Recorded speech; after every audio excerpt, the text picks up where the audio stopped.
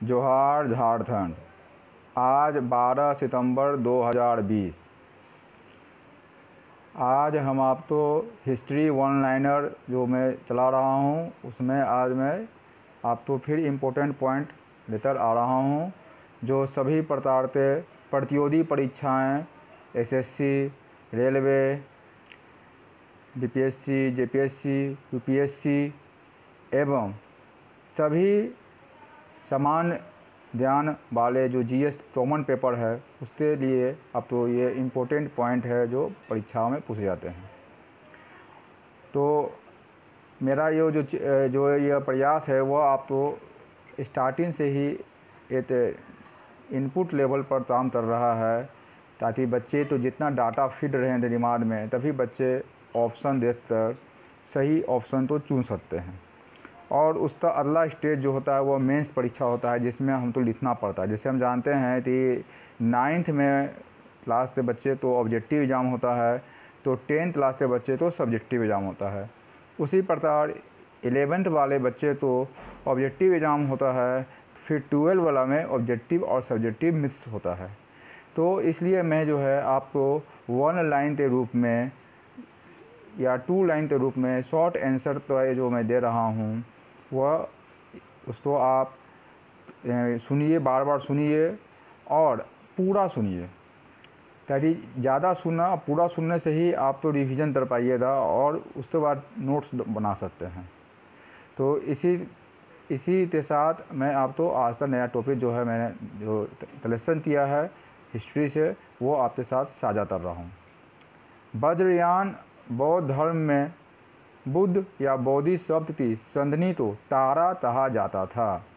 बौद्ध धर्म का जो है बाद में वज्रयान बना ब्रांच था जिससे तारा नाम आता है, जो बोधि सत्व की संधनी तो कहा जाता था। जैन साहित्य ते आगम कहा जाता है। आगम में 12 अंग, 12 उपांग, 10 प्रकीर्ण, 6 छंद सूत्र हैं। जैन धर्म में निर्दम जैन तीर्थंकरों को कहा जाता है। ह्वेन-सांग ने बंगाल में जैन धर्म को समृद्ध स्थिति में देखा था। ह्वेन-सांग जब भारत आया था तो उसने बंगाल में जैन धर्म की स्थिति तो बहुत अच्छा देखा और ये उसने अपने किताब में CUT जो किताब है उसमें उन्होंने चर्चा की है। संस्कृत के महान विद्वान कालिदास कृत कुमार संभव में शिव पार्वती के पुत्र कार्तिकेय के जन्म की कथा का वर्णन है। कालिदास गुप्त शासक चंद्रगुप्त द्वितीय के दरबारी कवि थे। मौर्य सम्राट अशोक के कौशाम्बी अभिलेख में उसके एक पुत्र तीवर और पत्नी चारुवती का उल्लेख मिलता है। मौर्य सम्राट अशोक द्वारा लगाए गए कुल 17 स्तंभ अभिलेख एकास्मत स्तंभ से निर्मित हैं। एकास्मत मतलब वह एक ही पत्थर है, एक उसमें उसी पर वो निर्मित है। 17 स्तंभ ये सभी स्तंभ चुनार में पाए गए पत्थर से निर्मित है।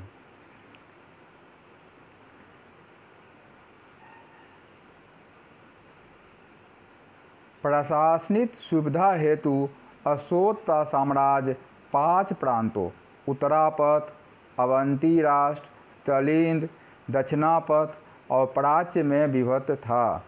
इनमें तक्षशिला उत्तरापथ, तोसली कलिंग और उज्जैनी अवंती राष्ट्र में कुमारों की मृत्यु होती थी। कुमार का मतलब है राजा का पुत्र। बैक्टेरिया वर्तमान में अफगानिस्तान में स्थित है। यह अफगानिस्तान और पाकिस्तान की सीमा पर स्थित है। प्राचीन काल में बैक्टेरिया एक बड़ा व्यापारिक केंद्र था। शाही उपाधि कैसर रोमन से उद्भूत है, यानी जो शाही उपाधि कैसरे हिंद जो हम लोग बोलते हैं, तो कैसर जो उपाधि था वह रोमन से ही लिया गया है। गुप्त और गुप्तोत्तर काल में घोड़ों का आयात अरब, फारस तथा अफगानिस्तान से किया जाता था। और सबसे अच्छा घोड़ा माना भी जाता है अरबी नस्ल का। ये आप इतिहास पढ़ेंगे तो उसमें आप जानेंगे। रोमन साम्राज्य से स्वर्ण, दासियों, शराब, मूंदे आदि का आयात किया जाता था। भारत से रोम तक रेशमी वस्त्र, बंदर, तोते, मसाले आदि का निर्यात किया जाता था। सती प्रथा का सबसे प्राचीन अभिलेखीय प्रमाण 510 ईस्वी का भानुगुप्त का एरन अभिलेख है, जिसमें उसके मित्र द्रौपद की मृत्यु पर उसकी पत्नी के सती होने का उल्लेख मिलता है।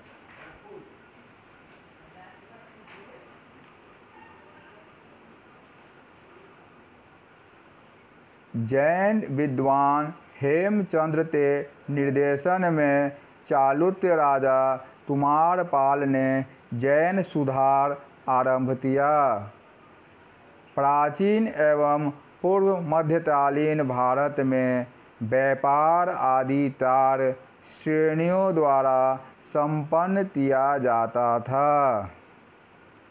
इस समय श्रेणियों के प्रमुख तो जेट्टत या श्रेष्ठी कहा जाता था।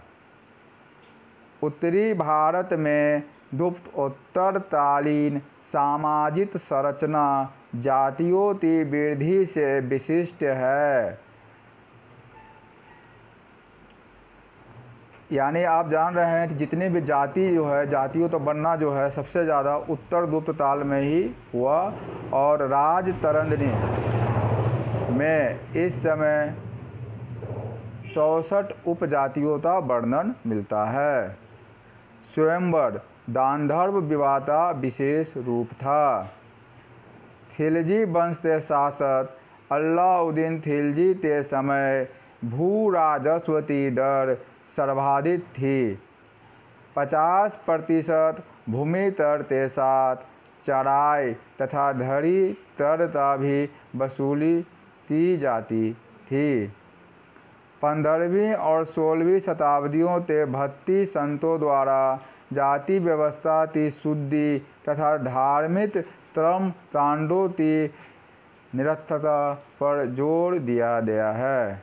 तो भक्ति संत जो थे वो जो 15वीं से 16वीं शताब्दियों के बीच हमारे देश में भक्ति आंदोलन हुआ, तो सभी संत जो थे सभी जाति थे और ज़्यादातर जो थे वो जाति व्यवस्था तो शुद्धि करते थे और धार्मिक कर्म कांड जो होता है उसको वो निरर्थक मानते थे, मतलब अनावश्यक मानते थे। तो आप अगर हम जाति व्यवस्था पर चोट का जो बात है वह भक्ति संतों द्वारा किया गया, जो एक बहुत बड़ा महत्वपूर्ण आंदोलन था। पूर्व मध्यकालीन भारत में प्रचलित नाथपंथी आंदोलन समूचे उत्तर भारत में प्रचलित था। गोरखनाथ के शिष्य, जिन्हें नाथपंथी कहा जाता था, वर्ण व्यवस्था और ब्राह्मणों के विशेषाधिकारों की आलोचना करते थे। नाथपंथियों द्वारा प्रतिपादित सिद्धांत तंत्र कहलाता था। तो अभी आप देख रहे हैं जो हमारे गोरखनाथ जो है वहाँ के जो थे वो नाथ पंथ चलाते थे। मुगल और मराठों के बीच पहला संघर्ष 1656 से 57 ईस्वी में अहमदनगर में हुआ। जिस समय औरंगजेब ढक्कन का सूबेदार था, उसी समय शिवाजी ने अहमदनगर और जुन्नर के किलों पर आक्रमण किया, लेकिन शीघ्र ही शिवाजी को पराजित होना पड़ा।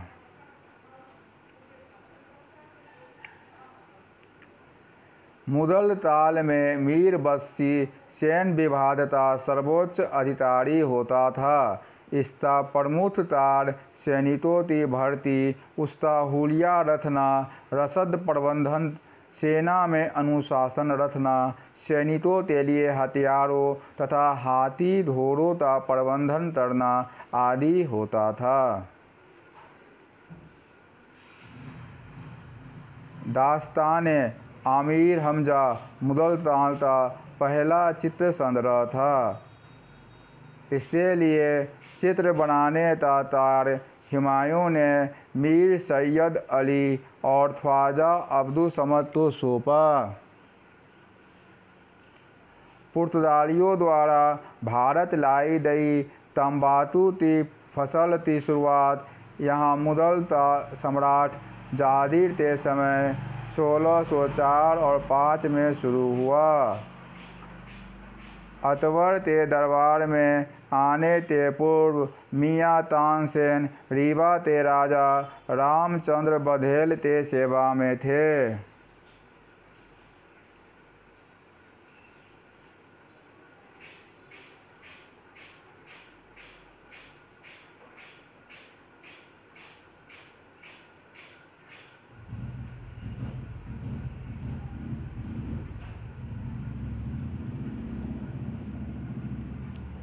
शिवाजी 1663 ईस्वी में औरंगजेब के मामा शाइस्ता खां को पराजित कर पूना को जीता। 1665 ईस्वी में मुगल सेनापति जय सिंह के साथ पुरंदर की संधि हुई। पुरंदर की संधि के शर्तों के अनुसार शिवाजी आगरा में मई 1666 में औरंगजेब के समक्ष उपस्थित हुए। 16 जून 1674 ईस्वी को रायगढ़ में शिवाजी ने अपना राज्याभिषेक कराया। मराठा शासन के प्रारंभिक दशक में भू राजस्व माप की सर्वाधिक लोकप्रिय इकाई काठी थी। 1677 ईस्वी में अन्नाजी दत्तो के नेतृत्व में समूचे मराठा प्रदेश की भूमि का सर्वेक्षण करवाया गया। इस समय भूमि का विभाजन 3 वर्गों पट्टी, भूमि उद्यान और पहाड़ी भूमि में हुआ। तृतीय आंध्र मराठा युद्ध 1817-18 ईस्वी में मराठे निर्णायक रूप से पराजित हो गए। के समय गवर्नर जनरल लॉर्ड हॉस्टिन थे। मुगल साम्राज्य के अवसान के समय सूरजमल ने जाटों की राजनीतिक शक्ति के रूप में संगठित किया। बंगाल में मुक्त व्यापार का फरमान अंग्रेजों को 1717 ईस्वी में दिया गया। द्वितीय आंग्ल मैसूर युद्ध 1780 से 84 का समापन टीपू सुल्तान और कंपनी के बीच संपन्न मंगलोर की संधि के बाद हुआ। संधि के तहत दोनों पक्षों ने एक दूसरे के जीते हुए प्रदेश वापस कर दिए। मजहबी सिख मूलतः बड़े भूस्वामी थे। अंग्रेज गवर्नर वेंसीटाट से हुई एक गुप्त संधि के तहत बंगाल का नवाब बनाने के बाद मीर कासिम ने कंपनी को बर्दवान, मिदनापुर और चटगांव की जागीरें प्रदान की। 1813 के चार्टर एक्ट द्वारा कंपनी का भारत में व्यापारिक एकाधिकार तथा 1833 में चार्टर एक्ट द्वारा कंपनी के चाय के व्यापार तथा चीन के साथ व्यापार से एकाधिकार समाप्त कर दिया गया। ब्रिटेन तो होने वाले निर्यात की प्रशुल्क दर का ऊंचा होने से 18वीं शताब्दी में बंगाल में वस्त्र उद्योग के अवसान हो गया। 1784 के ईस्ट इंडिया एक्ट में कंपनी को बंगाल में अस्थायी भूप्रबंध की सलाह दी गई। कोर्ट ऑफ डायरेक्टर की सलाह पर कॉर्नवालिस ने गवर्नर जनरल 22 मार्च 1793 को 10 वर्षीय भूव्यवस्था को अस्थायी बंदोबस्त में बदल दिया। इस व्यवस्था में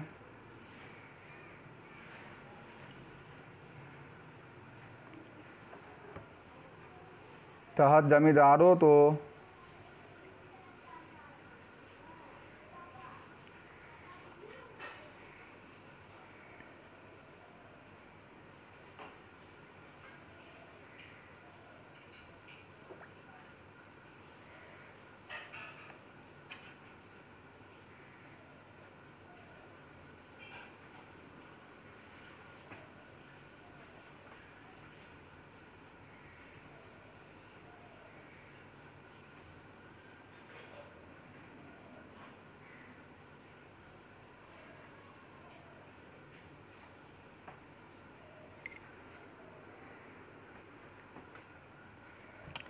हाँ, फिर से सुना जाए। 1784 तो पिट्स इंडिया एक्ट में कंपनी तो बंगाल में अस्थायी भू प्रबंध की सलाह दी गई। कोर्ट ऑफ डायरेक्टर की सलाह पर कॉर्नवालिस ने गवर्नर जनरल ने 22 मार्च 1793 को 10 वर्षीय भू व्यवस्था को अस्थायी बंदोबस्त में बदल दिया। इस व्यवस्था के तहत जमींदारों को अस्थायी भूमि के पट्टे जारी किए गए। जमींदारों द्वारा वसूले गए लदान का 90% हिस्सा कंपनी को और 10% हिस्सा जमींदार अपने पास रखना होता था। इसी को लॉर्ड कॉर्नवालिस का परमानेंट सेटलमेंट कहा जाता है। भारत में प्रथम सूती वस्त्र कारखाना 1853 में बम्बई में तावासी नाना भाई के प्रयासों से बंगाल के सिरसा में 1855 में प्रथम जूट कारखाना 1907 में Tata iron steel company Jamshedpur Jharkhand में विकसित हुए। 1919 के गवर्नमेंट ऑफ इंडिया एक्ट के तहत द्वैध शासन प्रणाली भारत में लागू हुई। इस व्यवस्था के अंतर्गत केंद्रीय और प्रांतीय अधिकार पृथक हो गए। केंद्रीय सूची में वर्णित विषय विदेशी मामले, रक्षा, डाक, सार्वजनिक ऋण आदि और 100% गवर्नर जनरल के अधिकार में। प्रांतीय सूची में के विषय में शामिल था स्थानीय स्वशासन, शिक्षा, चिकित्सा, भूमि कर, जल संवर्धन आदि। गवर्नर जनरल रिपन 1883 में ईस्ट इंडिया कंपनी द्वारा स्थापित दंड न्यायालयों से यूरोपीय समुदाय को प्रदत्त छूट को समाप्त करने के लिए इल्बर्ट बिल लाया गया।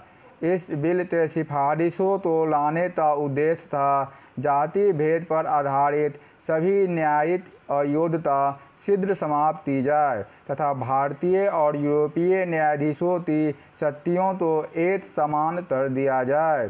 अंग्रेजों द्वारा विधेयक का प्रबल विरोध करने के कारण विधेयक को 1884 में संशोधित कर पारित किया गया। संशोधन के बाद 12 न्यायाधीशों की जूरी में कम से कम 7 न्यायाधीशों को यूरोपीय अथवा अमेरिकन होना आवश्यक कर दिया गया। पिट्स का इंडिया एक्ट 1884 रेगुलेटिंग एक्ट तो में निहित दोषों को दूर करना, भारत शासन को अधिक कुशल और व्यवस्थित बनाना के उद्देश्य में पारित किया गया। बी.डी. सावरकर ने अपने पुस्तक first war of India independence में 1857 के विद्रोह को स्वतंत्रता का प्रथम भारतीय युद्ध कहा। तो आज तक जो लेक्चर है यहीं तक। कल फिर मैं आप तो और नए पॉइंट के साथ पेश होऊंगा और इसलिए आप मेरे चैनल को जितने से जितने स्टूडेंट के बीच शेयर करेंगे ताकि वह कंपटीशन एग्ज़ाम में तो भी तैयारी और साथ ही साथ एकेडमिक एग्ज़ाम जो होता है, जो आर्ट्स के जो फैकल्टी हैं हिस्ट्री में, पूरी तरह से यह उनको प्रबल सपोर्ट के रूप में होगा। और ये कोरोना काल में सभी बच्चों को मेरा लक्ष्य है कि वह कंपटीशन तैयारी करें और जॉब ओरिएंटेड पढ़ाई करें। धन्यवाद।